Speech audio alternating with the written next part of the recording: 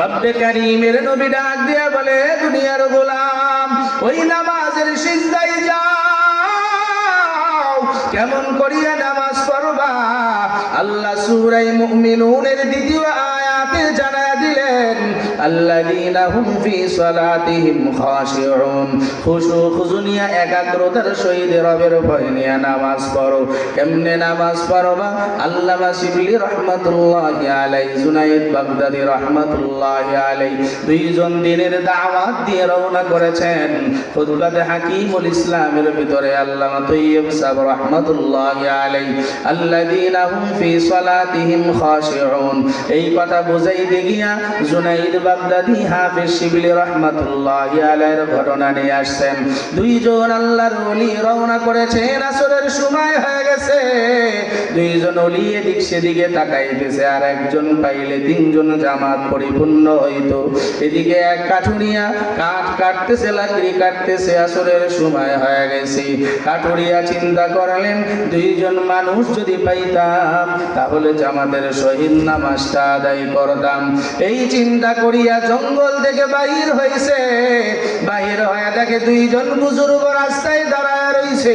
আল্লাহর বান্দা কাঠুরিয়া সালাম দেয়, ডাক দিয়া বলে, হযরত, নামাজ পড়ছেন নাকি? নামাজ পড়ার জন্য কি কাউকে তালাশ করতেছেন? আল্লাহর ওলি দুইজন ডাক দিয়া বলে, ভাই, আমরা মুসাফির। আপনার বাসা কোথায়? বলে, এই এলাকায় বাড়ি। বলে, তাহলে আপনি নামাজের ইমামতি করেন, আপনি পড়লে 4 রাকাতই পড়তে পারবো। কাঠুরিয়া ডাক দিয়া বলে, ভাই, আমার ইমান আমল তেমন মজবুত হয় নাই, আমার নামাজ দিলে হবে না। ইমাম সাহেব, আপনারা বুজুর্গ, আল্লাহর ওলি, আপনারা নামাজের ইমামতি করেন। অনেক কথা বলার পরে কাঠুরিয়াকে সামনে যখন দাঁড় করায় দিয়েছে, আল্লাহর বান্দা নামাজে দাঁড়ানোর পর আল্লাহর ভয় অন্তরে নিয়ে যখন খুশু খুশু নিয়ে দাঁড়াইছে, সূরা ফাতিহা পড়িয়া মিলায়া রুকুর ভিতরে যায়। অনেক সময় থাকছে, রুকুর থেকে মাথা উঠায় না।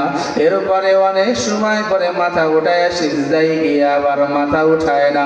যত সময় রুকুতে কাটাইছে তার থেকে বেশি সে সিজদায় গিয়া কাটাইছে। এমন করে নামাজ পড়তে গিয়া 4 রাকাতে অনেক সময় লাগায় ফেলছে। নামাজ শেষ করার পর হাফেজ শিবলি রহমাতুল্লাহি আলাইহি একদম দিয়া বলে, কি নামাজ কোথা থেকে শিখেছো? এক ওয়াক্ত নামাজ পড়তে গিয়া 2 ওয়াক্তের সময় শেষ করিয়া দিলা। হাফেজ শিবলি বলে, আমি দৌড়ায় জঙ্গল থেকে বাইর হয়ে গেলাম, না জানি সূর্য ডুবিয়া ইশারে রক্ত আসিয়া গেল নাকি। হাফেজ শিবলি ডাক দিয়া বলে, কি অলৌকিক ঘটনা! বাইরে যায় দেখি সূর্য যেই জায়গায় ছিল এখনো সেই জায়গায় রয়ে গেছে। একটু জবান খুলে বলেন না সুবহানাল্লাহ। কাঠুরিয়ার সামনে হাফেজ শিবলি হাজির হয়, ডাক দিয়া বলে, ও কাঠুরিয়া ভাই, এত সুন্দর নামাজ তুমি কোথা থেকে শিখেছো? কাঠুরিয়া চোখের পানি ফেলায় কান্দে, হযরত, আমি কোথা থেকে নামাজ শিখবো? আমি একজন মূর্খ মানুষ। এই বাগদাদ শহরে এক আল্লাহর ওলি আছে, যার নাম জুনাইদ বাগদাদি। তিনাকে 2 চোখে কখনো দেখি নাই, কিন্তু তিনার জবান থেকে নসিহত শুনেছি। একদিন তিনার বয়ান শুনেছি। তিনি একটা আয়াত পড়িয়া বললেন, খুশু খুশু নিয়া নামাজ পড়ো। কেমনে খুশু খুশু আনবা? আল্লাহর ভয় অন্তরে নিয়া মুমিন যখন নামাজে দাঁড়াইবা, অন্তরের ভিতরে খেয়াল করবা ফুলসিরাতের উপরে দাঁড়াইছো। একেবারে এমন ধারালো ফুলসিরাত, যদি তুমি পা পিছলে পড়ে যাও, নিচে জাহান্নামের আগুন দাউ দাউ করে জ্বলতেছে। আগুনের ভিতরে তুমি দরাস করিয়া পড়িয়া যাইবা, আর পিছনে মালাকুল মউত আজরাইল রূহটা কবজ করার জন্য দাঁড়ায়া রইছে। রবের আদেশ হওয়ার সাথে সাথে তোমার রূহটা বাহির করিয়া নিয়ে যাবে। আল্লাহর বান্দা কাঠুরিয়া বলে, হযরত, জুনাইদ বাগদাদি সাহেবকে কখনো দেখি নাই। ওই দিনের পর থেকে এমন করে নামাজে যখন দাঁড়ায় যায়, আমার অল্প সময় নামাজ নামাজ আমার হয় না।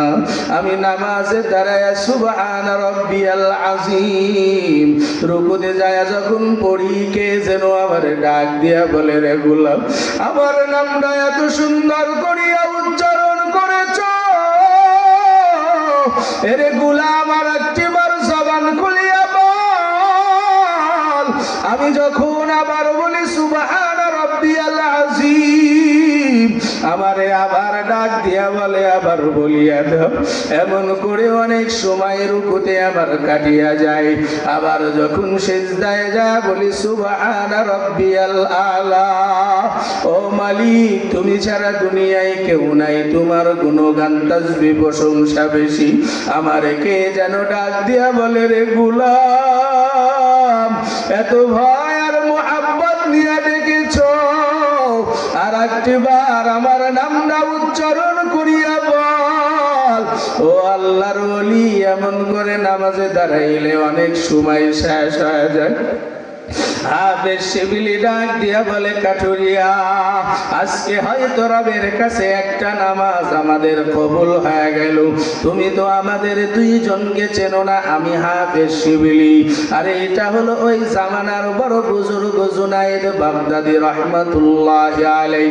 কাঠুরিয়া সাথে সাথে হাত জড়ায়া ধরিয়া বলে, হযরত, আমার বিয়াদবি হয়ে গেছে, মাফ করিয়া দেন। আল্লাহর ওলি জুনায়েদ ডাক দিয়া বলে, ও মালিক, এতদিন নামাজ পড়েছি, যদি একটা সিজদাও কবুল না হয়, আমার মন বলতেছে আজকের কাঠুরিয়ার ইমামতির নামাজ তুমি কবুল করেছো।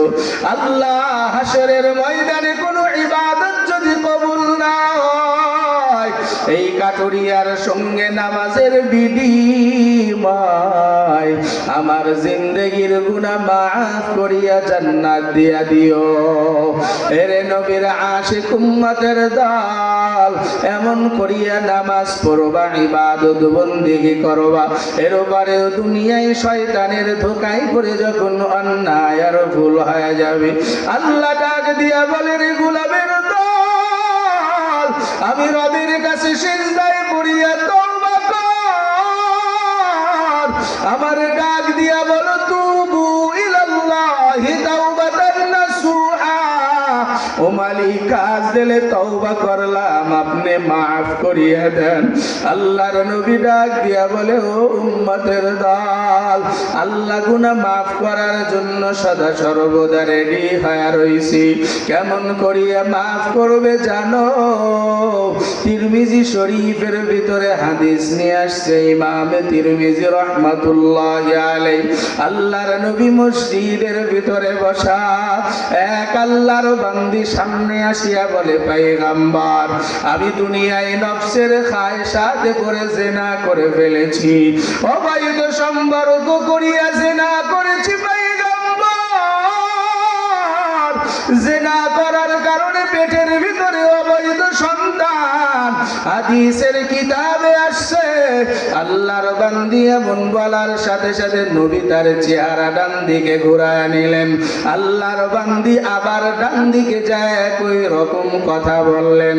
নবী আবার চেহারা বাম দিকে ঘুরায় বসিয়া গেলেন।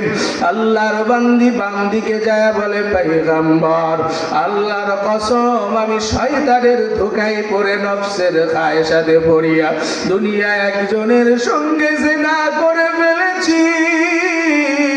ও পয়গম্বর, তওবা করায়া দেন।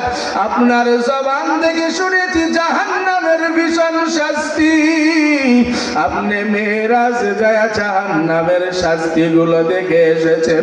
ওই জিনাকারীদের জাহান্নামের আগুনের বড় কুয়া বানায় রাখছে। যুবক যুবতী, ও কলিজার টুকরা যুবক ভাই, ও বোনেরা আমার, আজকে প্রেম বিড়িতে মগ্ন হয়ে গেল। এ দুনিয়ার গোলাম, অবৈধ সম্পর্কে জুমা হয়ে গেছে। মোবাইলের মাধ্যমে পরকীয়া করিয়া জীবন শেষ করলা। আল্লাহর নবী যায় দেখে ওই হাউজে কাউসারের কিনারে নয়, জাহান্নামের ভিতরে বড় আগুনের বড় পুকুর দেখা যায়। আগুন দাউ দাউ করে জ্বলতেছে, ওর ভিতরে নাফরমান বুড়া বুড়ি আর যুবক যুবতীরা সাঁতরায়া কিনারে আসতে চায়, ফেরেশতারা বড় পাথর মারিয়া আবার মাঝখানে তাদের ফিরায় দেয়। আল্লাহর নবী আপনি এই ঘোষণাগুলো জানাইছেন, আমি শয়তানের ধোঁকায় পড়ে জিনা করে ফেলেছি, তওবা করায় দেন। আল্লাহর নবী ডাক দিয়া বলে, ও মহিলা, দুনিয়ায় তোমার কি মাথা নষ্ট হয়ে গেছে? যাও তুমি বাড়ি যাও, পরে তোমার কথা শুনবো। আল্লাহর বান্দি যাইতে চায় না, নবী ধমক দিয়া সরায়া দিলেন। সাহাবীদেরকে টিম গঠন করিয়া বললেন, যাও খবর নিয়ে দেখো। সাহাবীরা খবর নিয়া বলে, পয়গম্বর, আসলে ওই আল্লাহর বান্দি জিনা করিয়া ফেলেছে। আল্লাহর বান্দি আবার আসিয়া বলে, পয়গম্বর, আমি খোদার কসম অন্যায় করে ফেলেছি, তওবা করায়া দেন। আল্লাহর নবী বলে, রে আল্লাহর বান্দি, তুমি অন্যায় করেছো, পেটের সন্তান তো অপরাধ করে নাই, যাও সন্তান ভূমিষ্ঠ হয়ে গেলে তওবা করায়া দিব। আল্লাহর বান্দি বলে, ও পয়গম্বর, এমন হালতে যদি আবার মৃত্যু হয়ে যায়, আমি যদি তওবা না করিয়া দুনিয়ার থেকে বিদায় নিয়ে যাই, আমার মাওলার শাস্তি সহ্য করতে পারবো না। আল্লাহর নবী বলে, যাও আর গুনাহ করিও না, সিজদায় পড়িয়া রবের কাছে কান্দো।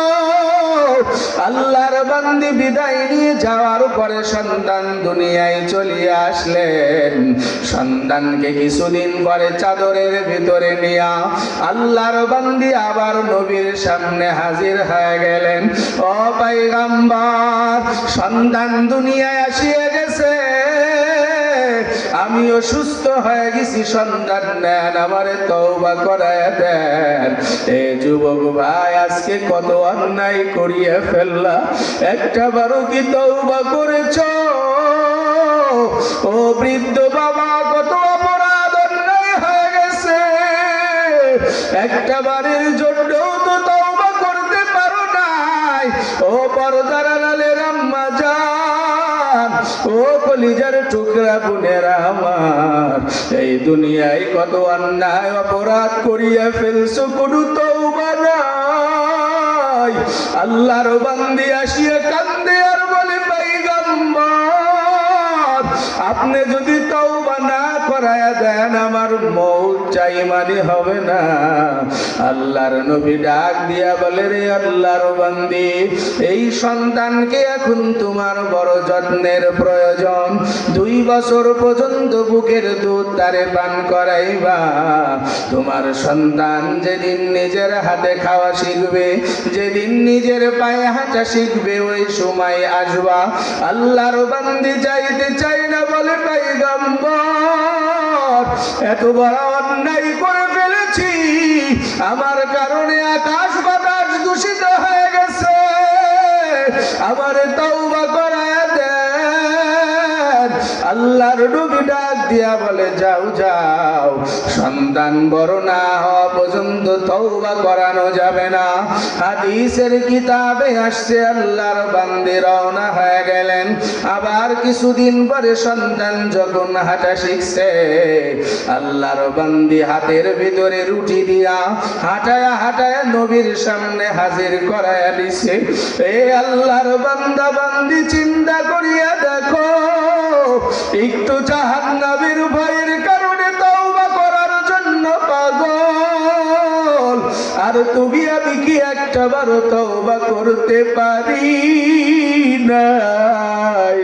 এই ময়দানে বস্তু মনের ভিতরে কত অপরাধ জমা হয়েছে, একটু দিলটা রবের দিকে লাগায় দাও, বসিয়া বসিয়া মনটারে বুঝাও রে মন। দুনিয়ায় খামখেয়ালির কারণে অমুকের সম্পদ আত্মসাৎ করলাম, অমুকের হক নষ্ট করিয়া দুনিয়ায় চললাম, অমুককে কথার দ্বারা কষ্ট দিয়ে দুনিয়ার জিন্দেগিতে চললাম, কত মিথ্যা কথা গীবত শিকায়াত, কত অন্যায় করিয়া দুনিয়ার জিন্দেগিতে চলতেছি। মনে মনে জিজ্ঞাসা করিয়া চক্ষুটা বন্ধ করিয়া তওবা করিয়া নাও। এই জান্নাতের বাগানে রব যদি তওবা খুদার কসম রব ওই দিন মাফ করিয়া জান্নাত দিয়া দিবে। একটু জবান খুলে বলেন না সুবহানাল্লাহ। নাম নিশানা নাহি ছিল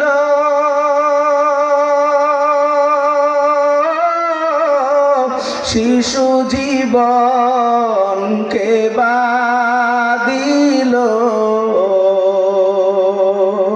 কার দয়াতে আসলি রে তুই মায়েরি উদার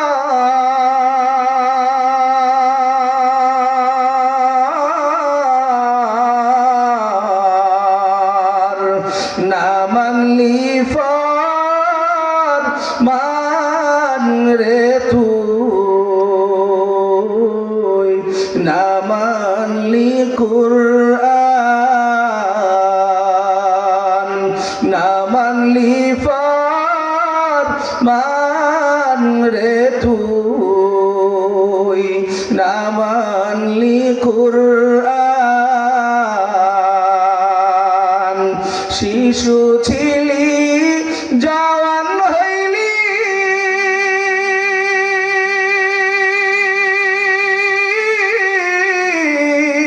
নানা ভাবে সাদ মিটাইলি আল্লাহ রাসূল ভুলে রইলি আসিয়া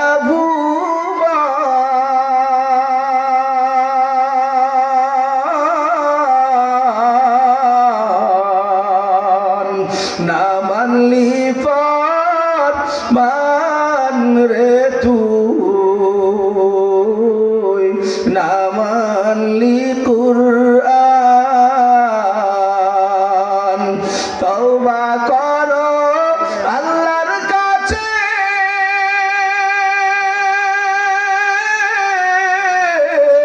তওবার দরজা খোলা আছে ক্ষমা করলে করতে পারে তিনি যে রহমান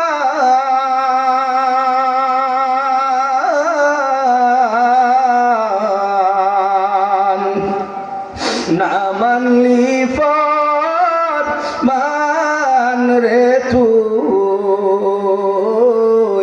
না মানলি কুরআন এর ইমানদার মুসলমান আল্লাহর গোলাম রাহমাতুল লিল আলামিন যখন ওই নারীটারে ডাক দিয়া বললেন ও আল্লাহর বান্দি তাহলে দুনিয়ার জিন্দেগিতে এমন শাস্তির সম্মুখীন হওয়া লাগবে দুনিয়ার জিন্দেগিতে যদি সহ্য করতে পারো আল্লাহ তাবারক ওয়া তাআলা তোমার তওবাকে কবুল করিয়া নিবে। আল্লাহর বান্দি ডাক দিয়া বলে পয়গম্বর দুনিয়ায় কি এমন কঠিন শাস্তি দিবেন জাহান্নামের আগুনের থেকে তো বেশি নয়। আল্লাহর নবী সাহাবায়ে কেরামদেরকে ডাক দিলেন ও সাহাবীরা যাও যাও মরুভূমির ভিতরে বুক পর্যন্ত মাটির ভিতরে গাড়িয়া দাও দূর থেকে পাথর মারিয়া ওরে শেষ করিয়া দাও। আল্লাহর বান্দিকে যখন এই কথা বললেন আল্লাহর বান্দি আসমানের দিকে তাকায় বলে মালিক এই পাথরের আঘাত দুনিয়ায় জাহান্নামের আঘাত থেকে বড় নয়।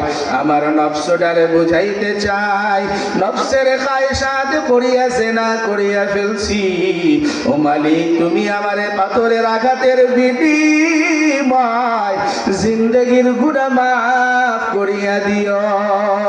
আল্লাহর বান্দি যখন রওনা হয় ছোট্ট মাসুম মামা বলিয়া কান্দে আল্লাহর নবী উম্মতের কান্ডারি এতিমদের বড় ভালোবাসতেন সাহাবীদের বলে সাহাবীর দল ওই এতিমদারে আমি নবীর কাছে নিয়ে আমি নবী যেমন এতিম দুনিয়ায় আসার পরে বাবাকে কোনোদিন পাই নাই 5 বছরের মাথায় মাকে হারাইছি আজকে সন্তান বড় এতিম কে আসু এতিম সন্তান রে লালন পালন করবা।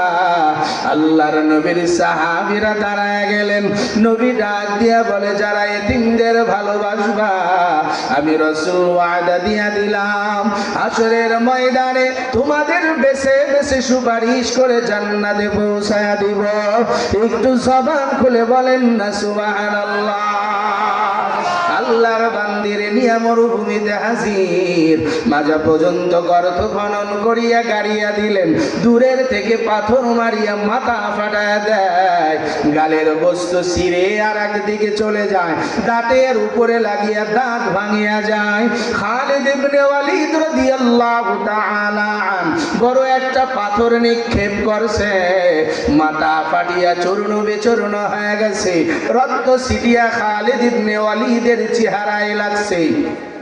হাদিসে আসছে খালিদ ইবনে ওয়ালিদ রাদিয়াল্লাহু তাআলা ডাক দিয়া তারে ভৎসনা করতে লাগলেন, লাঞ্ছনা দিতে লাগলেন। আল্লাহর নবী ডাক দিয়া বলে, রে খালিদ, কারে লাঞ্ছনা দাও?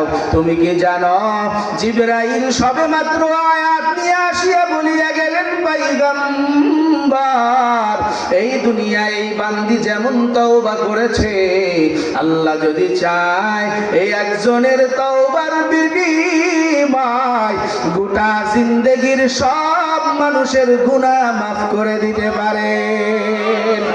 এরে নবীর আশিক উম্মতের দল, রব ঘোষণা দিয়া বলেন, ইল্লা মান তাবা ওয়া আমানা ওয়া আমিলা আমালান সালিহা। এ দুনিয়ার নাফরমান, বোঝো নাই অন্যায় হয়ে গেছে, সিজদায় পড়িয়া আমার কাছে তওবা কর, ঈমানের উপরে অবিচল থাক, নেক আমলটা কর। আমি রবকে ডাক দিয়া বলো, মালিক বুঝি নাই। আল্লাহ ডাক দিয়া বলে, রে গোলামের দল, শুধু তোর বলতে দেরি, আমি আল্লাহ মাফ করিয়া গুনাহ মুক্ত জীবন করতে দেরি করব না। হে নবীর আশিক উম্মতের দল, এই জন্য হাতে পায়ে ধরিয়া অনুরোধ করিয়া বলিয়া ছুঁয়া গেলাম, আজকে থেকে মনে মনে ওয়াদা করিয়া নাও, আর জিন্দেগিতে নামাজ কাজা করব না, মিথ্যা বলবো না, গীবত শিকায়েত করব না, পরনিন্দা করব না, মানুষের হক নষ্ট করব না, সবার হক আদায় করিয়া চলব, কোনোদিন দ্বন্দ্ব বিবাদের ভিতরে যাব না, বেপরদায় নিজেরা চলব না, স্ত্রী বিবিদেরকে সন্তানদেরকে চালাবো না, হালালের উপরে থাকবো, হারাম থেকে বেঁচে থাকবো, রবের তাসবিহ পড়ব, নবীর উপরে দরুদের হাদিয়া পাঠাবো, জীবন চলিয়া যাবে, গুনাহ করব না। যদি মনে মনে এমন নিয়ত হয়, একটু তওবার নিয়তে হাত উঠায় মাওলারে দেখা দাও। লিল্লাহে তাকবীর, আর জোরে লিল্লাহে তাকবীর। আল্লাহ আপনি আমাদের সবাইকে কবুল করে নেন, হাত নামায় নেন। সম্মানিত হাজিরিন, তাহলে দুনিয়ায় ক্ষণস্থায়ী জিন্দেগি, গুনাহ মুক্ত জীবন গঠন করে যাওয়া লাগবে। কি রাজি আছি না সবাই ইনশাআল্লাহ? কি চেষ্টা করবো না ইনশাআল্লাহ? চেষ্টা করলে হয় না, বিষয়টা এমন না। কি কথা ঠিক না? মানুষ চেষ্টা করে কত কিছু আবিষ্কার করতেছে, চেষ্টা করতে করতে চাঁদের দেশে চলে গেল। কি কথা ঠিক না? লোহার জিনিস পানির উপর দিয়ে 4তলা 5তলা ভাসায় নাই, জাহাজ আছে না নাই? ভাই এই জন্য ইমানটাকে মজবুত করবো, পারবো না ইনশাআল্লাহ? আসেন, বেশি সময় নেব না, 5 থেকে 10টা মিনিট। আমার আগে ওমর ফারুক ভাই নিছে, আবার সর্বশেষ অনেকেই থাকে যে হুজুর প্রধান বক্তার কাছে দেব। আসেন, একক ঘ্যানর করে চাওয়ার অভ্যাস নাই, দান এটা অন্তরের বিষয়। যারা দিছেন আলহামদুলিল্লাহ, যারা দেন নাই, মান বানা লিল্লাহি মাসাজিদান বানাল্লাহু লাহু বাইতান ফিল জান্নাহ। আল্লাহ ঘোষণা করেছেন, যারা মসজিদ নির্মাণ করবে আমি আল্লাহ তার জন্য জান্নাতে একটা ঘর বানাবো। জান্নাতের ঘর কি পেতে চান? কারা কারা চান? একটু হাত উঠান তো দেখি। লিল্লাহে তাকবীর। তাহলে একটু জলদি করে আসেন, যার যার সামর্থ্য অনুযায়ী। যে হুজুর আমি জান্নাতে একটা ঘর চাই, আমার সামর্থ্য আছে 500, আমি দিলাম, আলহামদুলিল্লাহ, নিয়ে আসেন। আপনার সামর্থ্য 1 বস্তা সিমেন্ট দিয়ে দেন। আপনার সামর্থ্য হুজুর খেতে পেঁয়াজ আছে 1 মণ দিলাম, ধান আছে 1 মণ দিলাম, হুজুর 1 মণ পারবো না, 20 কেজি, আলহামদুলিল্লাহ, দিয়ে দেন। কোনো সমস্যা আছে? আছে নাকি? জোরে বলেন। আসেন, জলদি আসেন। সম্পদ দুনিয়ায় কেউ নিয়ে যাইতে পারবো না, নিয়ে যাইতে পারবো? নিয়ে যাইতে পারবো সম্পদ? কথা বলে না। নিয়ে যাওয়া যাবে? তাহলে এটাই হলো দুনিয়ায় আখিরাতে নিয়ে যাওয়ার রাস্তা। যে ভাইজান খাতা নিয়ে বসে গেছে, নগদে যদি দিতে চান তাহলে একটু জলদি করে দেন, নাহলে বাকিতে লেখায় দেন। আল্লাহর বান্দার আল্লাহ তাবারক ওয়া তাআলা কবুল করে নেবে ইনশাআল্লাহ। কি একজনও নাই ৫০০০ টাকা দিবেন? কোন আল্লাহর বান্দা আছেন ১০ জন মানুষ চাই ৫০০০ করে টাকা দিবেন? আল্লাহ তাবারক ওয়া তাআলার নবীর ১০ জন আশারায়ে মুবাশশিরা সাহাবীরা জান্নাতের সার্টিফিকেট পেয়ে গেছে। আমি তাদের নাম ধরে ধরে দোয়া করব। যে সর্বপ্রথম দিবেন ৫০০০ টাকা নগদে হোক বাকিতে হোক, সিদ্দিকে আকবর রাদিয়াল্লাহু তাআলা আনহুর সঙ্গে আল্লাহ হাসরে উঠাবে। কে আছেন একজন বান্দা একটু দেখান যে হুজুর আমি দেব ইনশাআল্লাহ এই মসজিদের জন্য ৫০০০ টাকা। আল্লাহ তাবারক ওয়া তাআলা যদি চায় আমার সামর্থ্য অনুযায়ী আমি দিব। আমার জন্য একটু দোয়া করেন। আমি সাহাবায়ে কিরাম, সিদ্দিকীন, শুহাদায়ে সালেহিনদের সঙ্গে জান্নাতে উঠতে চাই। কি একজনের মনের তামান্নাও নাই? আল্লাহর বান্দারা একটু আসেন। কোন আল্লাহর বান্দা আছেন একজন ব্যক্তি দেখি? ৫০০০ টাকা, বেশি তো চাই নাই, ৫০০০০ও চাই নাই, ১ লাখও চাই নাই। আল্লাহর বান্দারা এই দুনিয়ার জিন্দেগির ভিতরে কত টাকা পয়সা কত জায়গায় শেষ হয়ে যায়। বন্ধু বান্ধব নিয়ে এক জায়গায় ঘুরতে গেলে কোন দিক দিয়ে ১০,০০০ ১৫,০০০ ফুরায় যায়, টেরও পাই না। কি কথা ঠিক না জোরে কন? কি বেড়াইতে গেলে টাকা ফুরায় না? তাহলে নবীর ঘর, আল্লাহর ঘর, মসজিদ, এটার জন্য দিলে আল্লাহ তাবারক ওয়া তাআলা বলেন মান জাআ বিল হাসানাতি ফালাহু আশরু আমসালিহা। এই দুনিয়ার গোলাম ১ টাকাও যদি আমার রাস্তায় খরচ করো, আমি আল্লাহ ওয়াদা দিলাম ১-এর বিনিময়ে তোমাকে ১০ বাড়ায় দেব। বলেন না সুবহানাল্লাহ? কি এটা বিশ্বাস হয় না? কি বিশ্বাস হয় না? আল্লাহকে মিথ্যা কথা কয়? জোরে কন। দেখেন হযরত আলী রাদিয়াল্লাহু তাআলা আনহুর কথা মনে পড়ে গেল, বলি। যারা দিতে চান ভাই একটু জলদি করে আসেন। কি একজনও নাই? দোয়া করে দেব। সবাই দেওয়া হয়ে গেছে আলহামদুলিল্লাহ। সবাই যদি দিয়ে থাকেন তাহলে দোয়া করে দেব। কি আছেন না? বাকি আছেন না দেওয়ার মতো? আর কি আপনারা কি বসে আছেন যে হুজুর আরো ১ ঘন্টা ধরে চান? আমার ওই অভ্যাস নাই, আমি ওইভাবে চাইতে পারি না। যদি দেওয়ার নিয়ত থাকে একটু দিয়ে দেন। হযরত আলী রাদিয়াল্লাহু তাআলা আনহু বলেন আমার বিবি ফাতেমা নবীজির কন্যা। কি কথা ঠিক না? কলিজার টুকরা, মুমূর্ষ অবস্থায় ফাতেমা রাদিয়াল্লাহু তাআলা আনহা স্বামীকে ডাক দিয়ে বলতেছে, ও প্রাণের স্বামী, মনটার ভিতরে খুব একটু ডালিম ফল খেতে মনে চাচ্ছে। তো বিবি অসুস্থ, মারা যাবে, এই সময় যদি কিছু আবদার করে, স্বামী কি আর স্থির থাকতে পারে? দৌড়ায় বাজারে চলে গেছে। টাকা পয়সা যেভাবে হোক ম্যানেজ করে একটা আনার ফল, ডালিম ফল কিনে নিয়ে বাড়িতে আসতেছে মনের আনন্দে, যে বিবি ডালিম ফল খাইতে চাইছে। রাস্তায় কিছু দূর আসার পরেই ভিক্ষুক এসে সামনে দাঁড়ায়, কয় আসসালামু আলাইকুম। ভাই আলী, তুমি তো বড় সখী দানশীল, আজ কয়েকদিন অনাহারে আছি, আমারে কিছু দেওয়া, আমি খাইতে চাই। তো হযরত আলী আনার ফল অর্ধেক কেটে তারে দিলেন। আল্লাহর বান্দা ফকির খায়, কয় ভাই রে, আনার ফলটা বড় মজা, বাদ বাকিটাও দেও না, খাই, দোয়া করবো আল্লাহ তোমাদেরকে সুস্থতার নিয়ামত দান করবে। হযরত আলী চিন্তা করলেন, আল্লাহ তো ঘোষণা করছেন ও আম্মা সাইলা ফালা তানহার, কেউ চাইলে তারা মাহরুম করো না। আপনারা কিন্তু আমার মাহরুম করতেছেন, এখন একজনও কিন্তু হাত উঠালেন না। আল্লাহ কইছে ও আম্মা সাইলা ফালা তানহার, আমি কি আমার জন্য চাইতেছি আপনাদের কাছে? আপনাদের জন্যই আপনাদের কাছে চাচ্ছি। কি কথা ঠিক না জোরে কন? হাসরের ময়দানে যখন দেখবেন যে এই ১,০০০ ৫,০০০ টাকার জন্য অনেক বড় পাহাড় আল্লাহ নেকির স্তূপ বানাইছে, ওই সময় আফসোস করবেন আর করবেন, আল্লাহ যদি আর একটু বেশি দিতাম তাহলে নেকি আরো বেশি হইতো। কি কথা ঠিক না জোরে কন? তো হযরত আলী রাদিয়াল্লাহু তাআলা আনহু দিলেন, দিয়ে বাড়ির দিকে রওনা করছে। দরজার সামনে যায় সালাম দিছে। ফাতেমা যে উঠতে পারে না, দরজা খুলে দিয়ে মুস্কি একটা হাসি দিছে। হযরত আলীর সব বেদনা দূর হয়ে গেছে। বলেন না সুবহানাল্লাহ? হযরত আলী আশ্চর্য হয়ে গেছে, কি ব্যাপার, তুমি না অসুস্থ, বিছানায় ছিলা, তাই কি দোয়া করছো? আল্লাহ আমারে পরিপূর্ণ সুস্থতার নিয়ামত দিয়েছে। বলেন না সুবহানাল্লাহ? হযরত আলী কয় তাই? কারণ বিবি ডাক দিয়া কয়, মন খারাপ করো না ও প্রাণের স্বামী, দুনিয়াতে ফল আনতে পারেন নাই, আল্লাহ যদি চায় জান্নাতে গিয়ে আমরা জান্নাতে আনার ফল খাবো। বলেন না আলহামদুলিল্লাহ? মনের ভিতরে তো কষ্ট লাগতেছে না? স্বামী হিসাবে তো ব্যথা একটু লাগবেই।